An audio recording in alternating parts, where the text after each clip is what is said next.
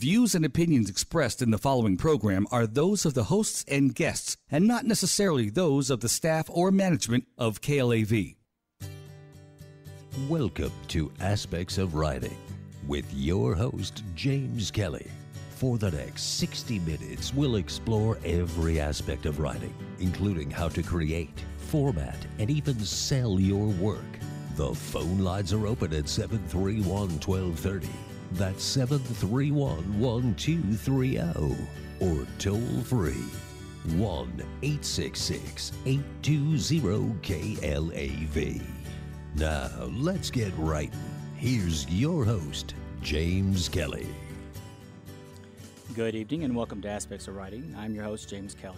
On the show tonight, my guest will be best-selling author Branch Whitney, new author Ashley Lattin, and Joe Langdon. He's a graduate student in the Masters of Fine Arts Fiction program at UNLV.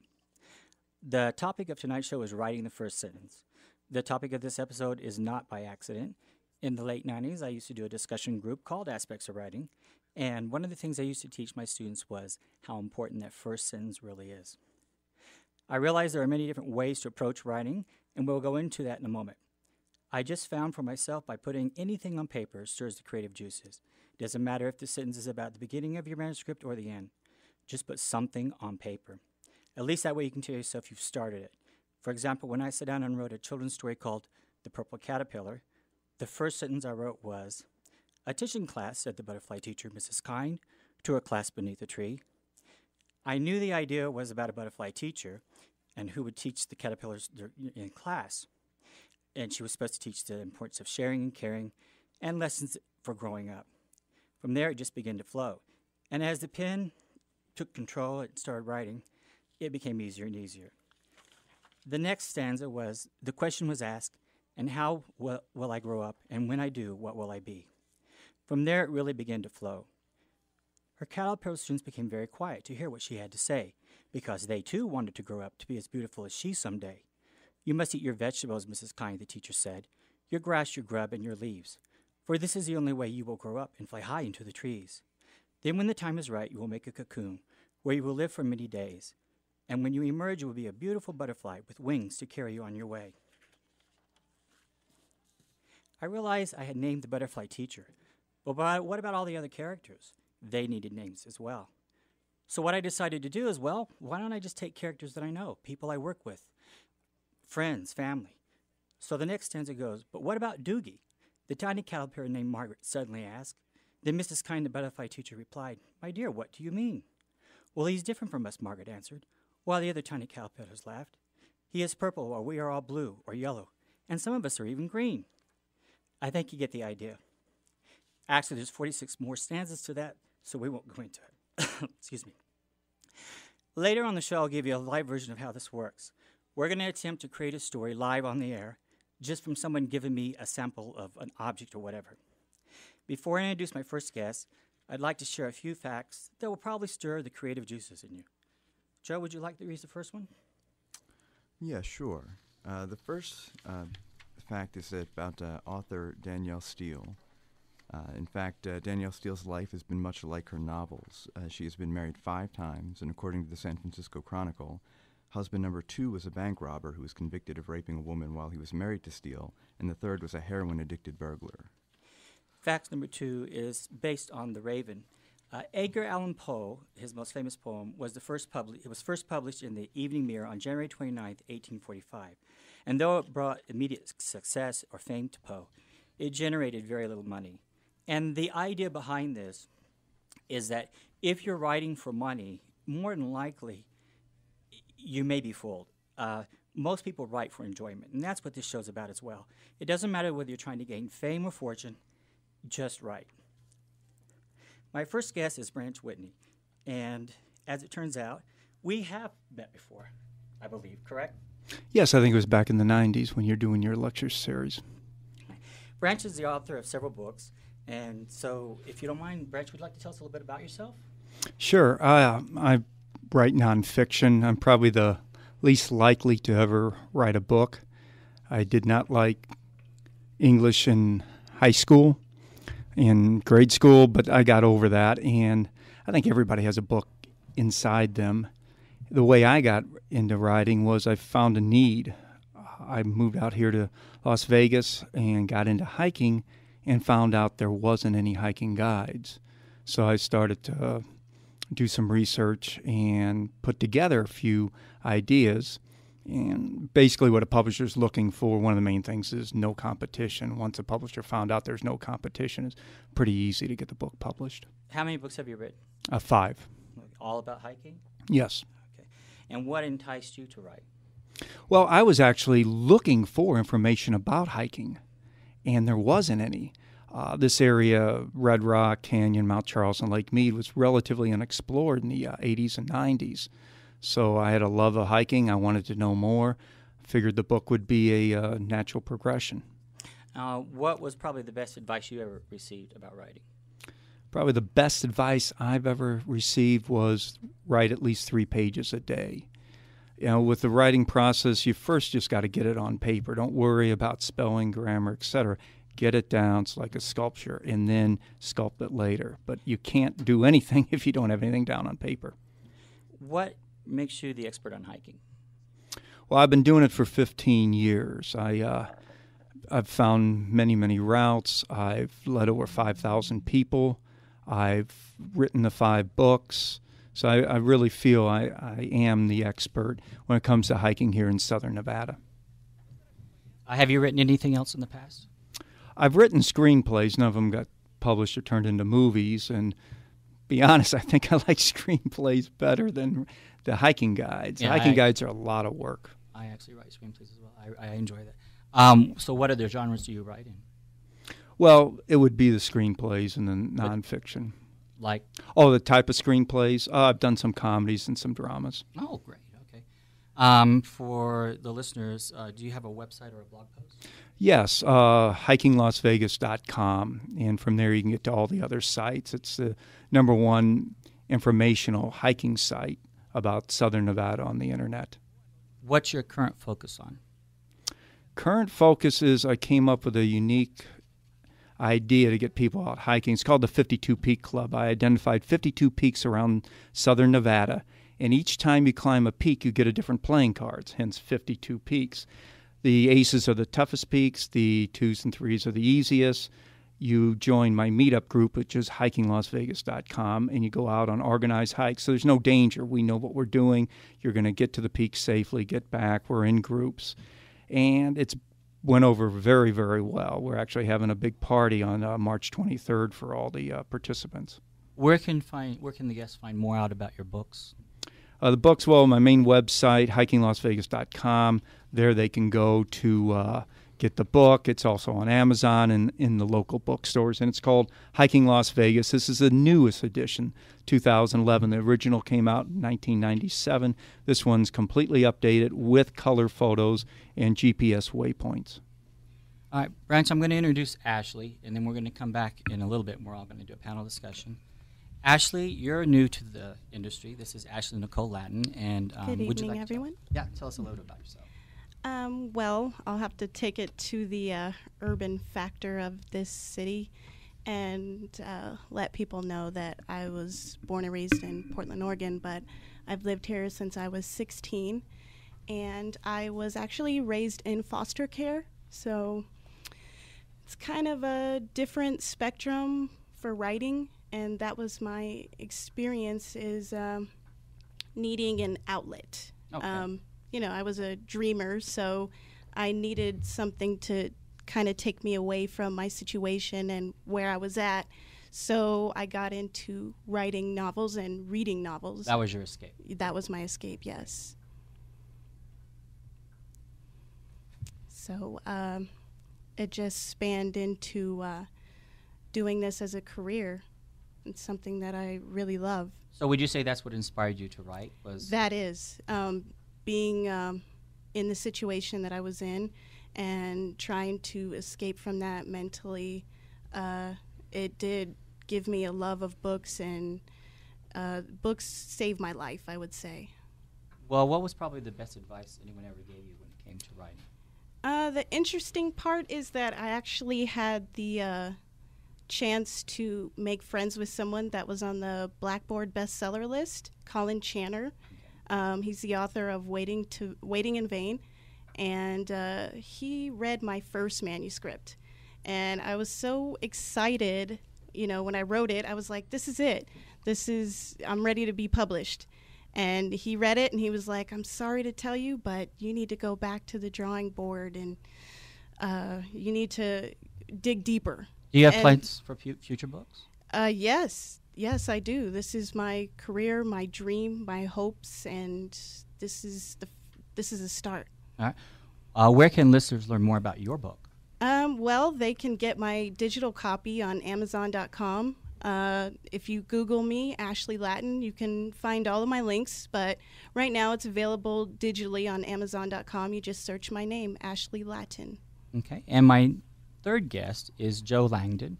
And in addition to having been a political speechwriter, he's a freelance journalist who's worked and has appeared in KNPR's Desert Companion and Seven Magazine.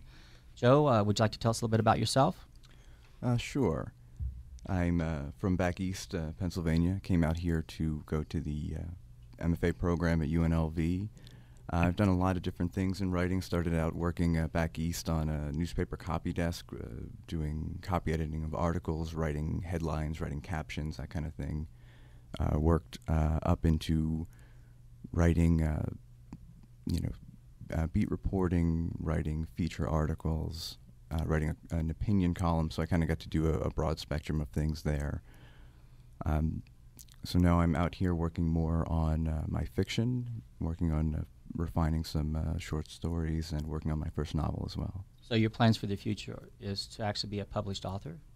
Yeah, that's the idea. I mean, it's a difficult time for writers. It's a difficult time for anybody in the arts, just with the way that the industry is changing so much. It's an exciting time because more people are writing and publishing than ever before, but... especially with help of the internet. Exactly, but unfortunately that is also throwing the publishing industry into such disarray that nobody's quite sure how to make it work. Exactly. And now I'm going to offer a few pieces of advice that I find helpful, and I'm going to ask the panel to jump in whenever they feel they have something to say. This is about writing your book.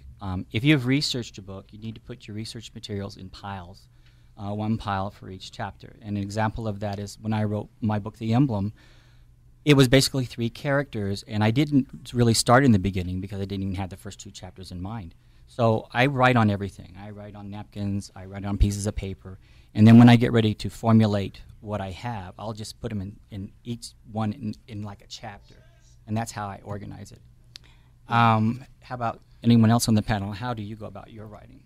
Well, I did the same thing, but I had the weird experience of working and being different places and getting ideas.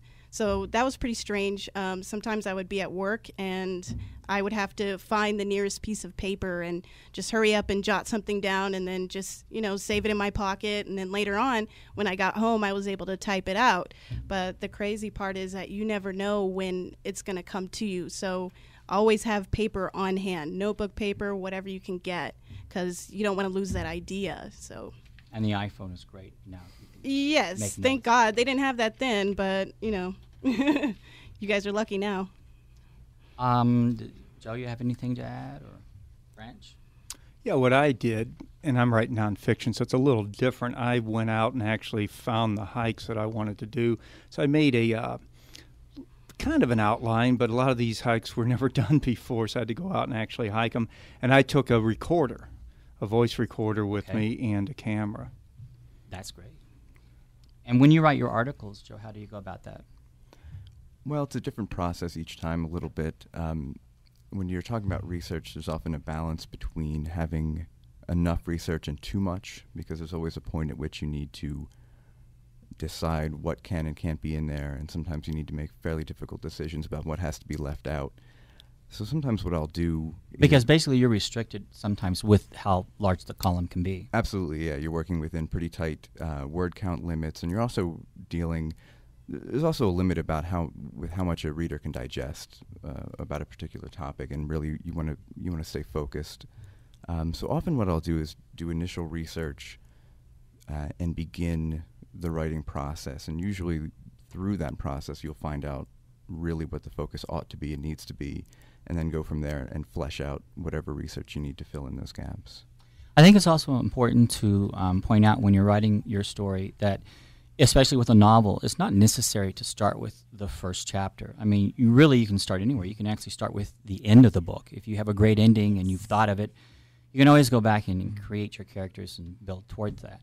One of the things I found when I was writing, I actually only had like 3 main characters, and there's probably over 100 characters in my first novel, but they all started with just 3 characters. And in each setting, you have to create someone new, whether you're in a restaurant or on a boat or on a plane or whatever. So that's important. You can start anywhere with the chapters. Another thing to keep in mind is if you're doing a memoir, it might be easier for you to start in chronological order as far as from, early childhood forward. But that isn't necessarily the rule either, because when you're thinking about something that's happened in your past, you don't always think in chronological order. But certainly when you go to write that memoir, you need to lay it out in chronological order, Right. As you're typing it up. Yes. I just experienced writing a book for someone, and that was part of the problem, is we were constantly going back and forth trying to figure out when that time date was. So that's very important. Yeah. My advice is to start writing the chapter that's the shortest or the easiest or the most fun. Now, it may not turn out to be the shortest, but if you're starting out with something you can convince yourself you can do, you're better off. You don't want to scare yourself into not writing anything. So I think that's very important. I'm going to say this. This is the most important thing about the book. When the topic of this show is the first sentence, what I'm talking about is getting that first sentence on paper. It's so important to you can tell people and tell friends all you want about your idea, but until you write something down, it's just an idea. So start anywhere. Just write anything, because you'll find that once you put something on paper, it's going to be easier to go from there. But in addition to that, the first sentence of your novel is also very important. Yes, it is. Very much. There are several things you have to think of. You have to think of the cover, the back, how it reads, and that first sentence, or at least the first paragraph. Joe, I'm going to let you read the first example of what we're talking about. Sure, and this example comes from Ernest Hemingway's famous "The Old Man and the Sea." It's actually funny because when James mentioned this topic to me, I actually grabbed a copy of this book to bring along because it is such a great first line. And it goes, "He was an old man who fished alone in a skiff in the Gulf Stream, and he had gone 84 days now without taking a fish." Ashley, would you like to read example number 2? This is the saddest story I have ever heard. And that was by Medax. Yes. The Good Soldier. Yeah. And Joe, I also believe you were going to talk about number 3. Yeah, absolutely. Albert Camus' The Stranger. The first line is, "Mother died today." Branch, would you like to take number 4? I had this story bit by bit from famous people, and as generally happens in such cases, each time it was a different story. And the 5th is, it starts, "A story has no beginning or end. Arbitrarily, one chooses that moment of experience from which to look back or from which to look ahead." And that's Graham Greene's The End of the Affair. Joe, would you like to take number 6? Sure, this comes from Alice Walker's The Color Purple. "You better not never tell nobody but God." I think that one, the great thing about first sentence is it has to be something that's grabbed your attention. I'm going to read the 7th one. "It would prove to be the most dangerous assignment retired Air Force Colonel Alan Warren would undertake since his induction into the CIA." And that is from the prologue of The Emblem by James Kelly. I just had to throw that in there. All right, now let's talk about the creative process. The following is from the internet, and it actually came from custompapers.com. Creative writing, just as any other type of writing project, has to be treated as a process. And I think that's very important to understand, that it is a process. It is. Brilliant words will not magically appear on the paper. No matter how long you're willing to share it, if you approach the creative writing task as a process, you will have much more success. What does that mean to you guys? Kind of structuring it. You treat it as something that has to be done, but you have to do it in kind of like layers or steps or levels. You don't just throw it out there, and you don't just think it is what it is. But you have to remember, for me, I had to remember what the message overall was supposed to be. And once I realized that I was sticking to the message, it was easier to create the flow. One of the ways that I did that was doing an outline. And from there, I was able to look at, okay, am I talking about this in this chapter? Am I talking about this in the next chapter? And at the end of the book, I realized this is the overall message. People are getting it because I stuck to this structure. So that's what it means to me. Well, Ashley, did you? Is this something you just picked up on your own, or is this something you learned in a creative writing class? No, writing classes. I paid a lot of attention in writing class and English class. And that's how I got the idea to do the outline, is to listen to what my teacher said. Branch, how did you go about structuring your novel? Well, I'll talk about the screenplays because it's more applicable. Okay. Absolutely. Nonfiction really isn't. Everything I learned about screenwriting is the story has to, or what you write has to push a story forward, and you can't be married to anything. If it doesn't push the story forward or create conflict, it really doesn't belong. And as far as creativity, get out of your element. Go someplace you haven't been, do something you haven't seen, because that'll start your creative juices flowing. That's what you need. It's like you said, you can't just stare at the paper and the words aren't magically going to appear. Right, and you really do have to allow the imagination to just run away. I mean, you have to create characters. If they're good characters, you have to imagine, well, what makes them, goody two-shoes. If you create a bad character, what makes them the bad guy? And when you're writing something, whether it be a novel, a script, or even just a short story, you do have to maintain those characters throughout the entire work. And I think that's probably the most difficult part of writing. It was for me, because in my book, I have 2 characters that are good and 2 characters that are bad. And I fell in love with all my characters because I saw the good and the bad and how they got started and how they wound up. So I had to stick to, okay, this person is bad no matter what, and these are their traits. And in fact, they're not only bad, but they hurt other people. So that's what I had to stick to, is just realizing everybody had their position. And that's what I did. You almost have to be, maybe internally, you almost have to be an actor when you're a writer as well. You really have to act out these characters in your mind. Like you really do follow them around and see what they're doing and what they're up to next and what their thought process is. When I know I've done that in all my books. I've written several, but I have 2 that are published. And in one book in particular, this bad guy, his throughout the entire book, he was just the meanest man ever. And when he would get ready to murder someone, which is hard to do, and it's actually for me, it was very difficult to write in that frame of mind. I know exactly what you mean. How do you wrap your mind around killing someone? And that was really difficult for me to do. But you have to put yourself in place of that character. How would that person react? What would that person do? Because those thoughts never enter my daily mind. Right. In order to keep it real, you have to transform yourself in a way. You have to be those characters. That's what people have to realize, that be those characters in your mind. You have to be those characters in your mind, of course. Don't act it out, please. But but yes, you have to really have that kind of mindset. In a way, it is just like acting. Like when you watch a movie, those actors aren't really going to, do the things that they're doing on the screen. But as you're watching it, you know that they're being real about it because they're playing the part, but it's really them interacting it. Well, I'm going to read a few steps that custompapers.com suggests. Step 1 is choose your writing area, where you find yourself to be the most creative and most productive. And it's not the same for everyone.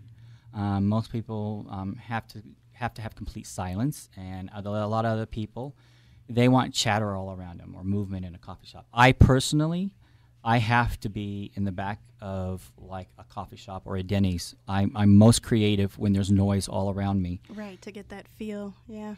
But I'm actually tuning them out. When I go home and write, if I'm writing at home, most of the times when I'm writing, not always, but most of the time when I'm writing at home, it's just to put on the computer what I wrote freehand in the back of a coffee shop. Right, wow.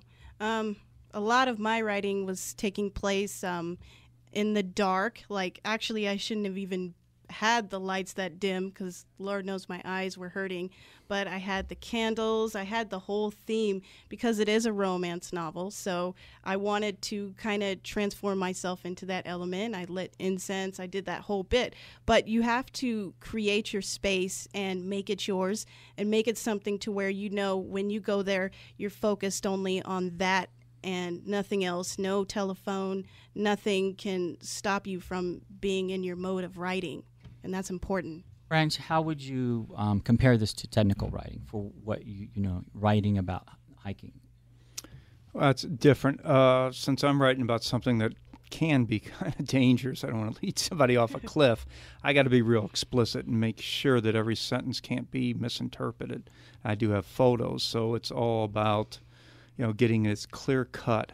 And as far as picking the hikes, I try to pick really good ones, something where people would want to go to see a waterfall. What kind of a setting, though? I mean, for you, is it just a matter of like sitting down and just writing the article, or do you have to have a certain...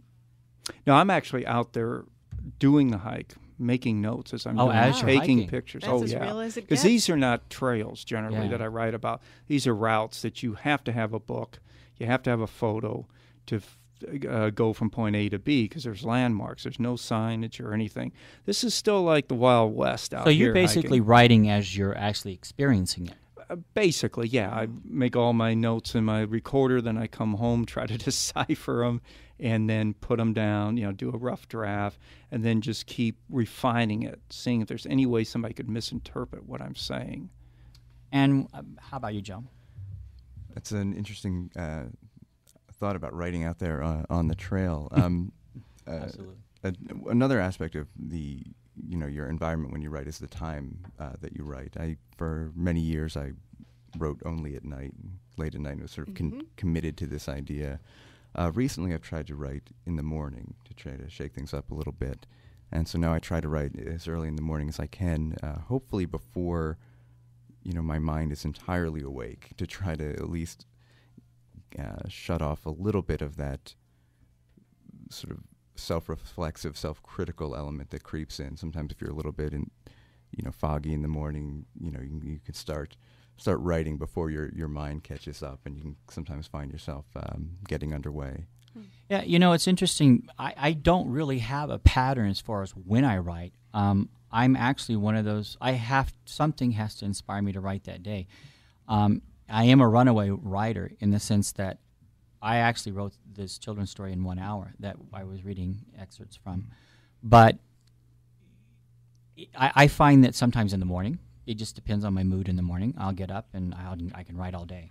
Then there's other times I may not write for 2 or 3 days at a time, sometimes a week. Yeah, the dreaded writer's block. Yeah, exactly. And what's interesting is it what we were talking about a while ago, even going back to the characters. You know, when you're trying to develop a character, you may be stuck as like, where am I going to go with this character? What's the purpose of this character? So it may take you a couple of days, or maybe some people it may just be a few hours. For me, it's usually a couple of days to figure out how are they going to fit into this story. I've added them to the story. Do I go back to the beginning with them? Where do I really introduce this character? Yeah, I had a problem with wanting to drag characters further into the story and realizing they might not fit after they make their little cameo, but I'll save you for the next book. So Yeah, right. All right, so the next step 2, according to custompapers.com, is find your inspiration. And most professional writers have some source of inspiration for their stories. So find what helps you to get your creative juices flowing. Some people listen to music. Other people, you know, read favorite authors of their own, while others still watch movies or television. When you're doing this, the most important thing is not to plagiarize someone else's idea. You can take bits and pieces of what someone's done, because actually there's very little that's original out there. Right. But you can create whole new characters around them, create a whole different plot line, just based on what you've seen or experienced yourself.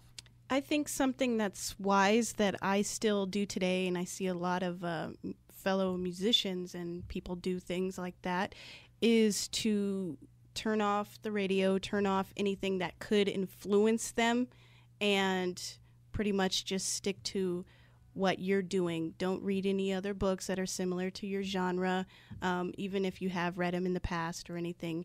Just kind of stay in your own thought process. Don't let anything interfere with that, because you can subconsciously take ideas, and you don't want to do that. You want to be in your own idea, in your own mindset. Actually, that's a very good point. I remember when I was writing my book, one of the first editors I had wanted me to develop a technique, my own style.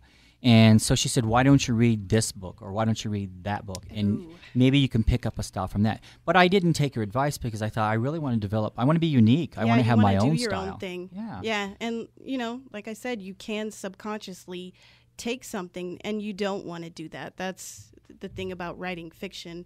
Even nonfiction, you could take an idea, and you just don't want to do that at all. Everything has been done, but at the same time, you don't want to subconsciously do that.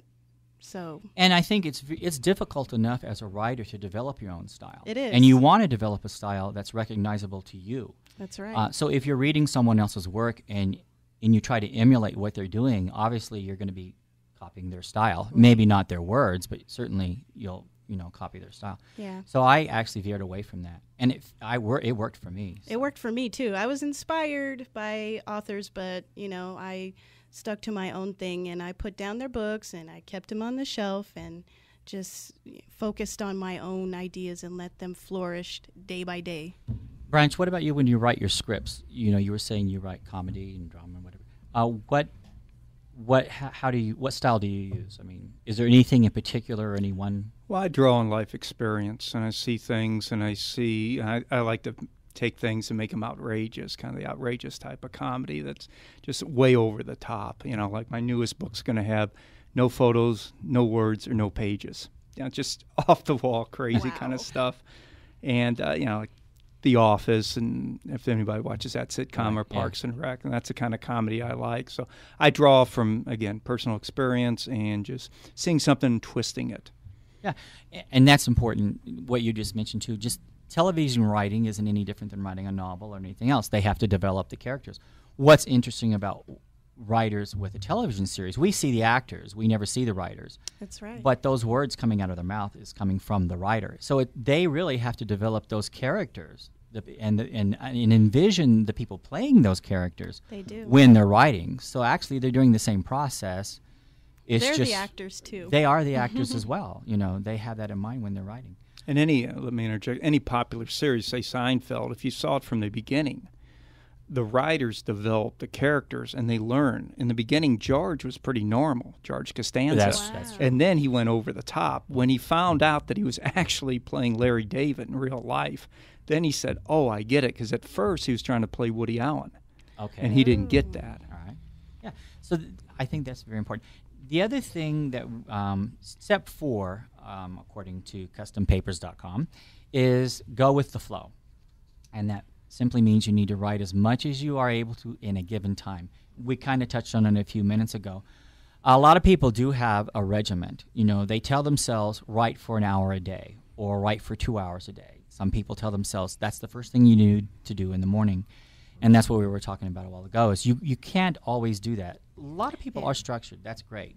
Sometimes it is inspirational when you write, and sometimes it's work, because there's deadlines, and maybe you slacked off, maybe you had writer's block for a few days, and you get that pressure within yourself. I have to finish this, but it's like half and half. Well, I have seen interviews from other authors. I remember Barbara Cartland, and she's a romance novelist, and I do recall that she would write every morning, and that she would get up and she would dictate actually to someone her ideas for about an hour or two every day.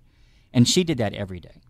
So there are some people who can be regimented, right. I suppose. It takes discipline. It does. I think that's it. If you're a disciplined writer, I'm obviously not a disciplined writer. I wasn't either. Well, I think you absolutely have to get something down on paper. Like I was saying, the best advice is 3 pages a day. Doesn't have to be good, but at least then you can come back and you have something to draw from and something to start molding. But if you don't have anything, then of course you can't do anything. Well, I can certainly understand that when it comes to technical writing. For what you're talking about when you're structuring a book, like you had to do hiking, you almost have to, because you know that you have to get this book done. You already have the notes and the ideas in your mind. I think in that way, it's actually a benefit that you were able to write while you were on the trail, because now you have something to come back home to and put in the computer. Yeah. For me, being a creative writer, I don't know how you write your scripts, but I write scripts as well. And when I write scripts, I don't always write every day on that one script. As a matter of fact, I work on many projects all the time. And I'll constantly go back and forth between projects. I never stick with one project. So you really just went with the flow, whatever inspired you at the moment to be able to be jump the flow, from script to script. It could be the mood of the day. Mm-hmm. It could be like what Joe was saying a while ago, something about the evening, the ambiance of that evening, or something inspires me. And if I'm in a certain mood, because I have so many different works, I'm going to go back to that work that That's I'm inspired right. to write on. Right. Yeah, there's a lot of different ways that people do it, and one thing that you learn is that there really isn't one way. Exactly. Some people will say that you absolutely have to stick to one project at a time. And others will say the opposite. I like to have at least one other thing that I'm working on. That way, if I'm working on a main project and I get a little bit tired or think it starts to fall off a little bit, I'll switch to that other one and hopefully get going again. But some people say they're totally opposed to that idea. Well, I think that's what makes everyone unique, even as a writer, is that we are all different. It's not anything. It's just like everything else in life. Right. We're all varied, and there is no right or wrong. Like you were saying, there is no right or wrong. It's whatever inspires you. I think the most important thing, and the most important thing is that you start the project. That's always been the difficult thing I've seen with everyone. It's like we were talking about earlier when I did the lecture group. So many people would come to me and they had a wonderful idea but didn't know where to start. So you have to just start writing, You have to. In a way, when you write, you're able to go back to that even when you do have the writer's block or whatever it is, and you're able to read what you already have, and then you can gain inspiration again from just reading. And it's kind of like structuring. Once you do start writing, you structure it and you see okay, I've written this thus far, so I need to stay on this trail and keep going until it's done. Step 5 from custompapers.com is revision and completion. After you've let the words flow freely from the pen to paper, it's time to revise what you've written. It is very rare for a writer to get exactly right the first time. In fact, some writers revise their work multiple times. There is no exact number of times you need to revise your work. Just make sure you are happy with the finished product. You may want to enlist the aid of a friend or even a professional editor to make the necessary adjustments. I've gone many routes. I've actually had friends edit. And then I've also hired professional editors. And I'm going to be honest with you. The friends that I have, one was a professor actually at UNLV. And then I had a friend who was a professor at Georgia State University in Georgia. So I use them sometimes. And I have also paid for editors, professional editors. And they're really, it depends on who you're choosing. I think it's important that you have an editor. Because even when a friend of mine went after a PhD in English, he had someone edit his dissertation. Because what happens is, as a writer, no matter how great or how good you think you are as a writer, you're so close to the work that oftentimes, and I do this constantly, when I write, I'll either add a word I shouldn't have, or I will change the structure of a sentence and forget to take out a word, or the punctuation won't be the same, right. Because I've changed it to a question instead of a comment. So it's very important that you do have someone edit your work. You should never. It is. Yeah. I actually I edit other people's work. I also ghostwrite. So I kind of laughed at myself a little bit because at first I was silly enough to think that I could edit my own book and, I'll catch everything. But years later I looked and I would see something that there was a mistake, a grammar or whatever it is. And I'd be like, how did I let that slip? It's because you're so used to the work. Like you said, your mind actually skips over it. So it's kind of strange. You have to let other people read it and be able to tell you and be able to edit for you because you will subconsciously skip over things. All right, we're going to try an experiment, and hopefully this will work. We'll see what happens. One of the things I used to do is I would have a student in a lecture group just ask me to create a story out of something they just threw in front of me. So, Branch, I want you to give me an object or something and ask me to create a story. And if it works, it works. We'll see. Okay, you asked for it. I've been thinking about this. A toothbrush. Okay, a toothbrush. What's interesting about this toothbrush is this was found in a vacant apartment. And at first, when the cleaners went in to clean it up, they thought there was nothing to it. They actually brushed it to the side and forgot about it and left it there. And the couple that moved into it, the house, found this toothbrush in the bathroom. And they thought, oh, well, this just is an ordinary toothbrush. And then they noticed blood behind the commode. And they noticed blood on the toothbrush. It was just a little splatter. But they thought, well, maybe something happened here. They started researching the house they bought. And in the research, they found out that a person had been murdered in that house. And coincidentally, that person was murdered while in the restroom or in the bathroom. So they started researching further and decided that at first it was a homicide case, but there was no conclusive evidence that person had been murdered. So from that, they decided, well, I'm just curious as to why was this a suspected murder case. So then they started researching it further. How am I doing? You're doing great. And what they found out that this was a political figure that lived there. Oh my god. So then they started thinking, well, now is there some motive behind this? Is it possible? So when they went to the police and they said, you know what, when you investigated this, did you discover the blood behind, that was in the bathroom on the wall? And they go, are you sure it's blood? Well, no, we're not positive, but it certainly looks as though it was. And there was a toothbrush there. And they go, well, maybe their gums were bleeding or whatever. But they kind of insisted, there's something we just feel something wrong about. There was some eerie feeling about this. It was like a presence that was forcing them to continue with this and carry it forward. Almost like a spirit was guiding them. So they almost insisted that they reopen this case. And when they reopened this case, they found out that there was a vendetta against this political figure. And so the person who had this vendetta against this political figure. Do I need to go on, or do you get the idea? Oh my gosh. Wow. That's an example of how you can take any object or anything and just throw it at someone if you just allow the mind to wander. I, honest to God, had no idea where I was going with this and still don't know where I was going with it. But, I think that gives you an example of what you can do. It does. Well, I was listening to you, and I was thinking, now the comedy part of this. Okay. So they That's see good. see the blood. So the couple decides never to brush their teeth again. And they're both salespeople, and they never make another sale. Very good. That's it. Very I'm good. not doing it. I could get killed. I'm sorry.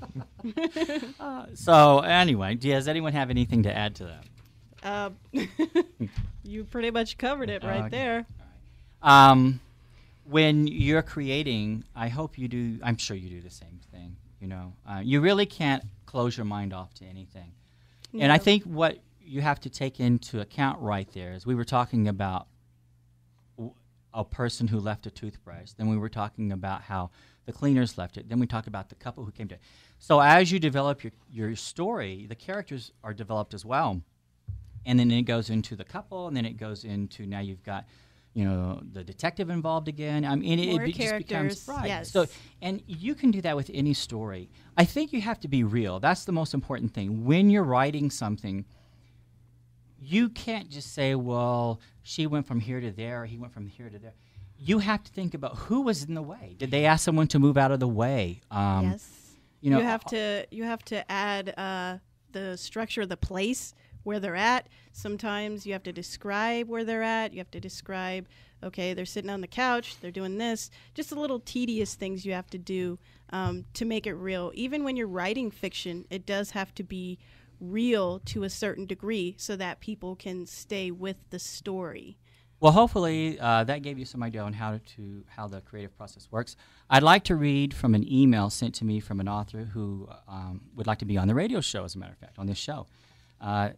This letter is important because it offers an example of where a writer's inspiration comes from. And this letter, or this email, I received yesterday, as a matter of fact, is from Anthony Michael Karaki. He was born December 8th, 1986 in Melbourne, Australia, which is his home today.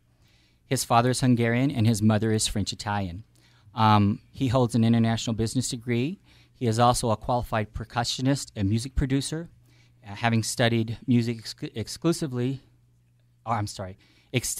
since the age of 8. His articles have been published internationally in various magazines and websites.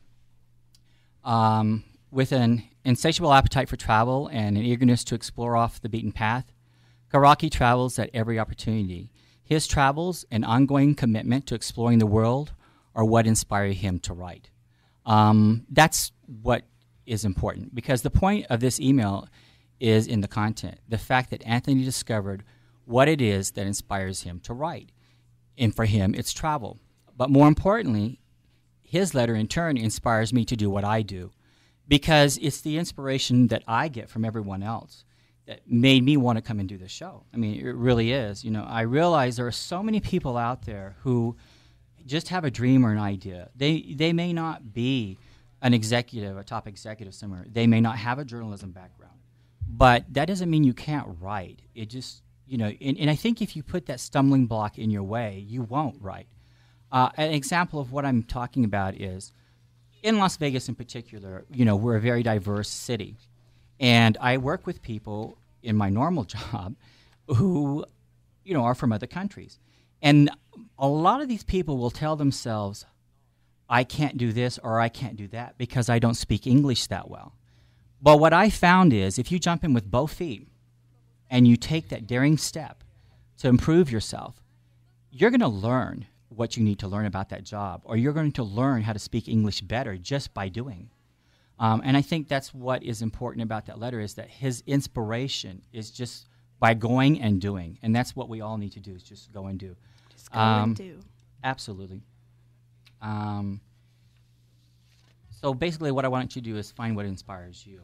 And by the way, Karaki's book is called Vagabond. It's out on Amazon.com. And I guess it's a bestseller in Australia. Wow. We'll have him on the show. I actually found out that he can call into the show, so I will get him to call into the show. All right. Now, here are a few more fun facts about inspiration. 2 years after Henry Wadsworth Longfellow's wife died in a fire, and while grieving her death, Longfellow received the news that his son, Lieutenant Charles Appleton Longfellow, was seriously injured fighting in the Battle of New Hope Church during the American Civil War. On Christmas Day in 1863, saddened by the news, he heard Henry Wadsworth Longfellow heard the church bells ringing and was inspired to write one of his most popular Christmas songs of all time, one of the most popular Christmas songs of all time, I Heard the Bells on Christmas Day. So I think the lesson from this is inspiration comes from everything. It comes from sadness. It comes from happiness, sometimes from depression. It just depends.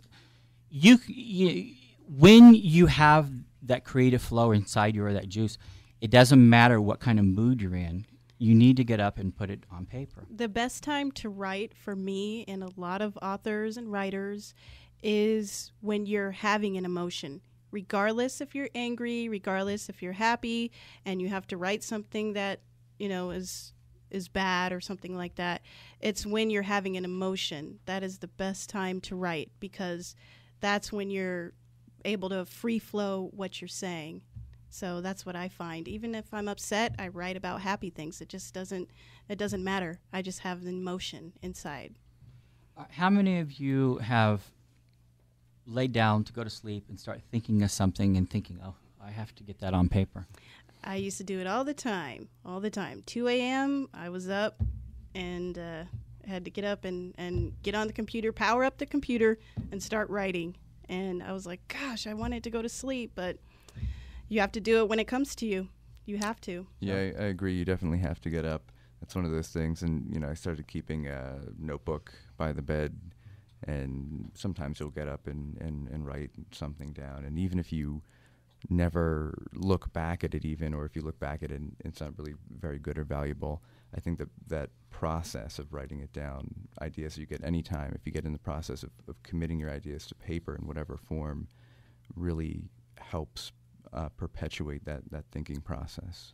Yeah, you know, the lesson I learned in writing was, in that method, was actually with my first book, I'm not sure if I told that on the first episode of this show or not, but I actually went to sleep one evening and started dreaming about 3 characters. And it's one of those things where you know you want to get up and write it down, because if you don't, you're going to forget it. Yes. So I did. I got up. I actually used to take my word processor everywhere. They used to have word processors back then. They didn't have your Mac or whatever. So I got up and I started writing that in. And I went back to bed, and I thought, I want to pick up where I left off with this dream. I don't want to let this one go. I probably never really ever went to sleep. I probably never went into a deep REM sleep, But anyway, I started dreaming where I left off, and after dreaming for a while, whether we want to call it a daydream or whatever, I went back and started writing again. And I did that for about 12 hours. And when I got through, I went for a walk along the beach. I was on vacation in Florida. And on the way back from my walk, I was so tired. I'm thinking, did I dream that, or did that really happen? Did I dream I got up and wrote this, or did I really get up and write this? That's how deep it was. That's how deep it was. So I went back to the room, and in the word processor was the outline for the emblem. Oh, my gosh. Yeah. So it is important, I think, that you sometimes a lot of our best work actually comes from a stupor state, is what I call it. Where you're at work daydreaming or whatever. Because I do the same thing you do, actually. I'll take my notepad, or I have notes on my iPhone, and I'll actually just talk into that and write down my ideas. As they come, yeah. Absolutely. I think that's very important to do that. Does anyone else have anything to add? Yeah, the cool thing in this day and age with social media, especially if you can do comedy, is you can put it on Facebook and see the reaction. And, yeah, of course it depends on what time and what day you post it, but if you get a lot of reaction, then it's probably pretty funny. If you don't, well, and it doesn't cost you anything. It's just, I've started doing that, and a lot of people are responding. I'm getting their input, I'm getting their thoughts, and based on how many times they click like and stuff, I'm like, okay, this could work. And then next thing you know, I'm drafting out an article about this. So that's how it goes, test it out on your social media outlets and see what the people think, because they're the ones who are going to be reading it. And sometimes those people have good ideas that you can piggyback off of. The other one I'd like to add, fun fact I would like to add, is before the Da Vinci Code, Dan Brown was a pop singer and a songwriter. I would have never guessed that, and I've read all of his work, 10 years before it became a movie. I would have never guessed that. The great thing is his second solo album was titled Angels and Demon. Yes. That's kind of interesting. As well as Digital Fortress. Another interesting fact is John Milton composed what many consider the greatest epic in the English language, Paradise Lost, after he went blind. Milton claimed that it was the divine inspiration that he received at night that inspired him to compose his epic during the day. So I guess you might say that that's sort of a dream. That is a dream into reality. So what's your thought on that, Branch? Stumped me. I was actually. Do you ever have those kind of dreams? He was dreaming. Oh yeah, absolutely. You do. Okay, that's cool. Well, I guess we're going to get ready to wrap up the show. So I would like to thank my guests, Branch Whitney and Ashley Nicole Latin, and Joe Langdon. Oh, you're welcome for being on the show. You can find links and information for both Ashley and Branch on my website, aspectsofwriting.com. And Aspects of Writing broadcasts live every Monday here on KLAV. Future air dates and lineups can also be found at the aspectsofwriting.com website. Or you can go to KLAV website for a link to my website from their website. Please sign our guest book when you're visiting the website. You can post questions or comments on the show on the guest book page. And if you email me, I'll get back with you or read your comment on the air. Remember, if you can dream it, you can write it. Thank you for listening to Aspects of Writing right here on KLAV.